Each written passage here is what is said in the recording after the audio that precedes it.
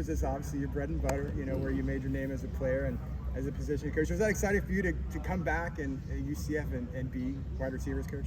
Yes, it was. Obviously a testament.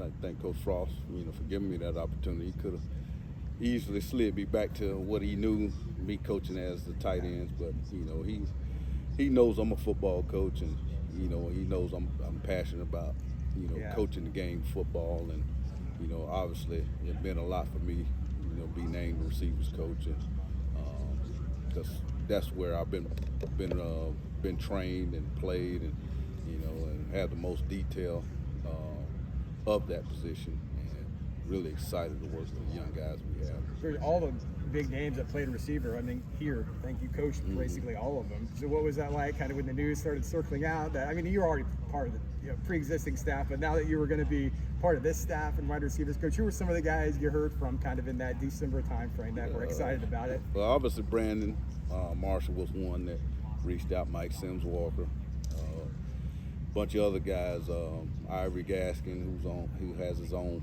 company, Darcy Johnson now, who's a pastor. He started with me, then slid over to tight end. So Doug Gabriel, you name it, those guys all, reached out to me. Traquan, even Gabe Davis, because I recruited him, but actually didn't coach him, but I recruited him. So you had pretty much the whole gamut. Henshaw, guys that didn't get a chance to play professionally, but pretty much Frizzell. You just go down the list. Just go down the list of guys. Even Jeff Godfrey, called. He was calling about trying to sell another player to us, but obviously he was talking about, hey, I know you're there on the defensive side of the ball. If you get an opportunity to come back, here's a receiver. So there's a lot of different guys that call. You've been around a lot of coaches, obviously, in your career. So obviously, with Frost, multiple stops. What is it that makes Scott Frost a special coach? Like, you've seen it on the inside. Like, what is it that sets him apart? Well, he's a player's coach. He's very similar to my skill set as a coach. I dig in and get to know the kids, and I get on them really hard like he does, and then he's always teaching. If there's something that comes up, there's always a teachable moment with him, and I'm very similar to that. And he's just a fun-loving coach, and demands a lot out of them, but also understands, that it's a business, but it's also a time to where these guys need to have a little bit of fun with everything they're doing too. We had a team meeting today. He comes in with sly jokes with guys just to loosen them up. Just the subtle things that he does. I've been around here coaches where it's just a business atmosphere all the time, and he's not like that. He reads the room. He get a sense of what's going on. If they're nervous and tense, he'll lighten them up a little bit. If they're too loose, he'll tighten them up. So, and then he's a genius when it comes to offensive, play calling, and then with his background being a defensive back, he understands what's going on the defensive side of the ball. What do you know about this wide receiver room? Obviously, you've been here, so you're familiar with some of the freshmen that are coming back. You had to go recruit a lot in the portal. Right. You're going to learn a lot when spring starts in a few weeks, but what do you kind of know about this room, and what do you like about it? I like it. I like that they're working. They're very engaged. Since we've been off the road, those guys have been in and working extremely hard. They're spending a little extra time if they don't understand something, they'll call and say, hey, can you pop out of a meeting? I'm trying to understand what's going on with this formation and motion and what we're trying to do. So they're very engaged. I'm really excited about their athletic ability, seeing what those guys have. Every single one of them are athletic, which I like. They got good size on them. They work extremely hard in the weight room. Just by, popping my head in there, those guys are grinding really hard. Coach, this is your fourth different tenure here at UCF. Well, welcome back to position, being a position coach, by the way. Yeah. What keeps you coming back to this coaching staff, at least position coach standpoint, now this is your fourth time? Well, this is home for me. It seems like I've been destined to be a coach here and be a part of this program. 1987 when I came here as a freshman, 150 pounds, coming out of Seabreeze High School. Gave me an opportunity to get an education, and it seems like I've never left over the years. Just the growth of the program, where it is today, for where we come from. There's not very many people have been able to see the development and the evolution of this program, and I'm excited to be a part of it again. You've now coached wide receivers in 4 different decades: the 90s, 2000s, 2010s, and now the 2020s. Mm-hmm. How has coaching this position changed since you first started doing it? I don't think it's changed as much. The one thing that we've learned and evolved over the years at this position, being able to get lined up and run plays a lot quicker than we used to. Back when I played, we were in the huddle, and then we came out with Coach Cruiser. We came into a no huddle situation there also, but it wasn't a full-time deal. Now you got receivers in high school. That's all they do is no huddle stuff, and everything's signal. So the biggest difference I see is, coming from high school, those kids, a lot of them have been in a situation where they no huddle, where they're getting the signal from the sideline, which kind of makes our job a little easier. Those guys have at least experienced it. Now we just got to teach them on a bigger scale.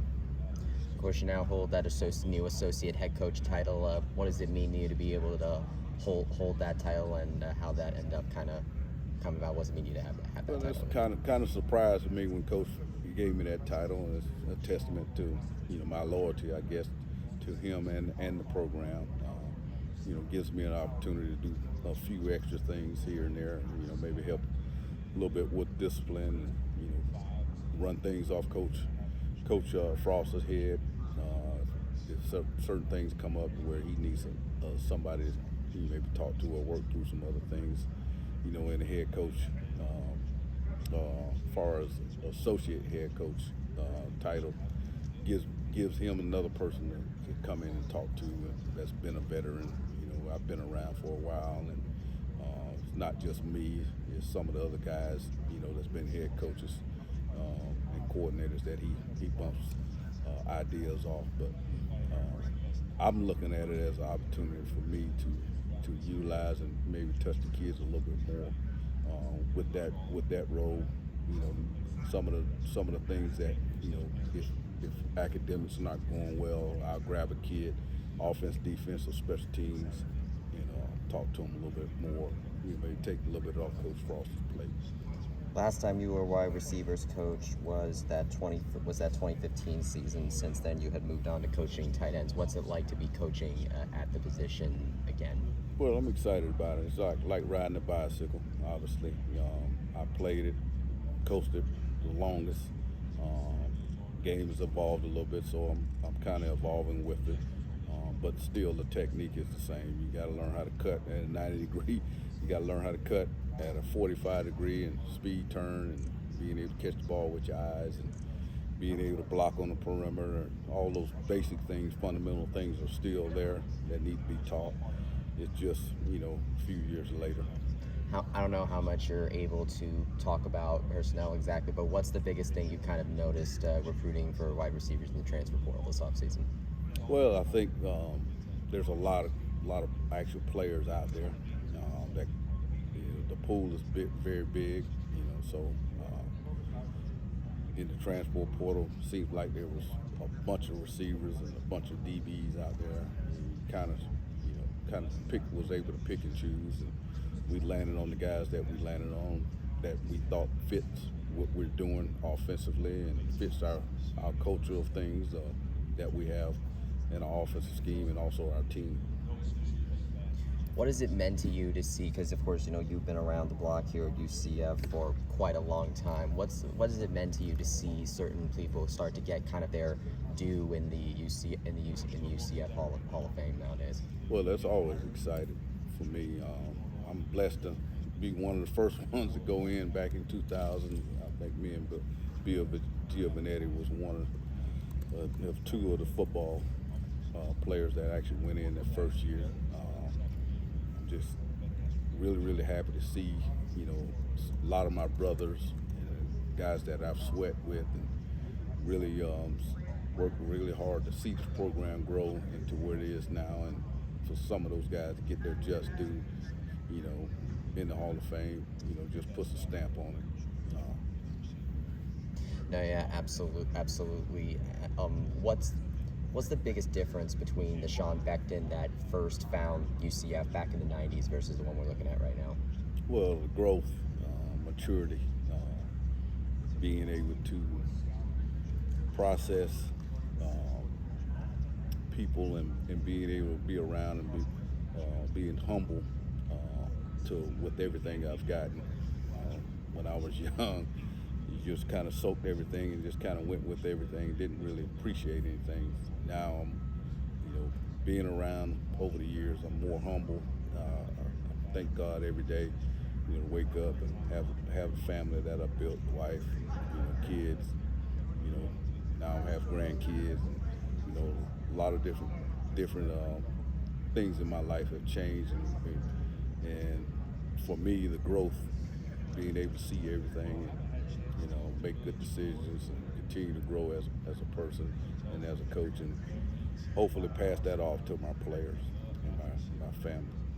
Since the last time you coached, your son is on the support staff. I know you were on the staff last time, but what's it like to now be on the UCF staff with your son? Well, it seems like I've been around him forever at work.